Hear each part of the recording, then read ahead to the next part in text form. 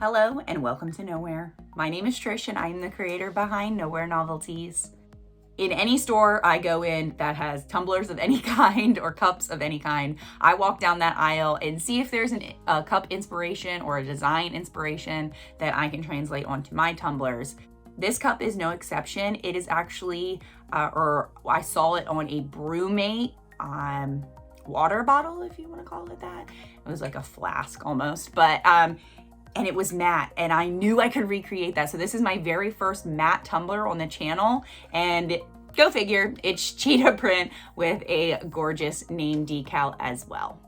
If you're ready, let's strap in and shoot for the stars.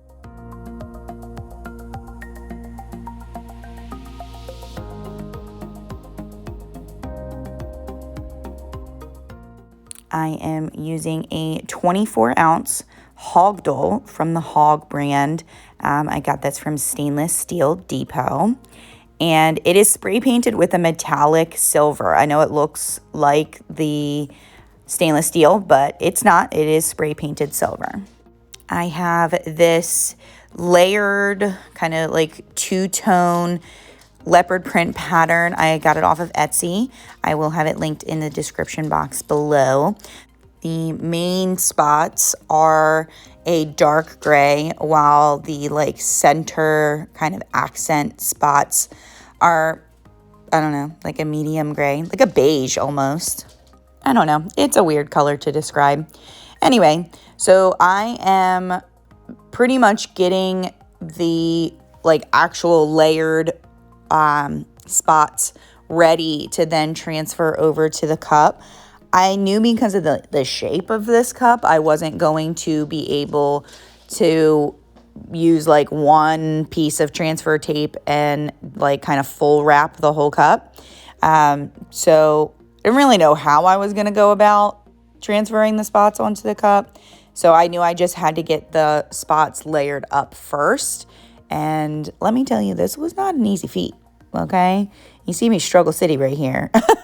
I was literally having to peel up like those individual, I had to like press down the dark gray spots to like keep them on the backing paper. But anyway, I did get to the point where everything was layered up. And my thought process was that I was going to take one really small piece of transfer tape and just transfer the spots that way. But I actually ended up peeling up the base paint. For whatever reason, this metallic paint, this spray paint, did not like adhere well to the cup. So I decided to hand place everything, and that's what I'm starting to do now. I did not want every spot to have like the layered look. I did want to use some of the spots that were just like the dark gray and didn't have the lighter gray with them. That's why I really liked this file. Most of the time, like layered leopard print files or SVG files are like every single spot has the layered look. So I liked having the option of layered spots and just like single color spots. So my like thought process was to create almost like a swirl with like some really bigger spots, bigger pieces around the cup, so that I knew that I would have like a focal point almost, I guess. I wanted to disperse the leopard spots as much as I could.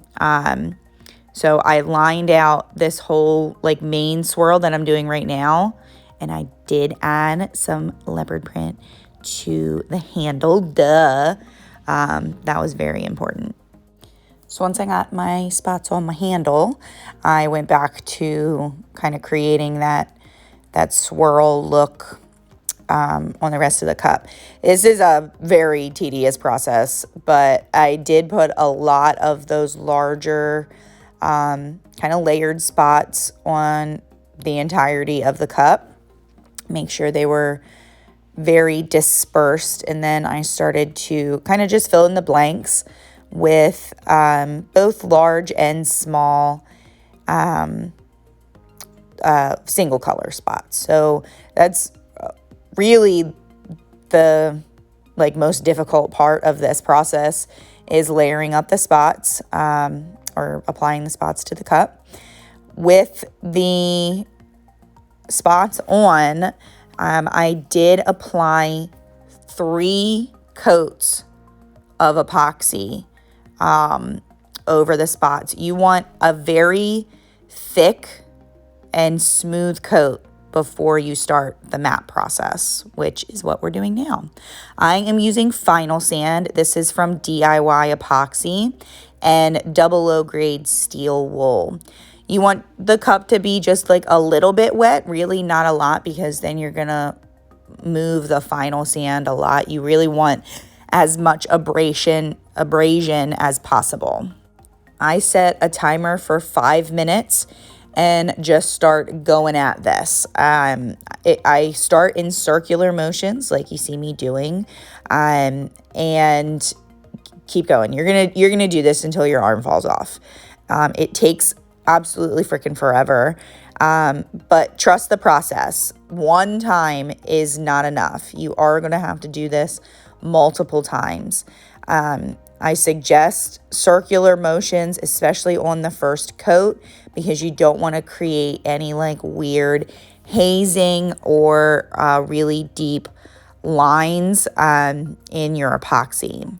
So after my 5-minute timer was up, I rinsed that off and then dried it to see kind of how the start of the matte process was going.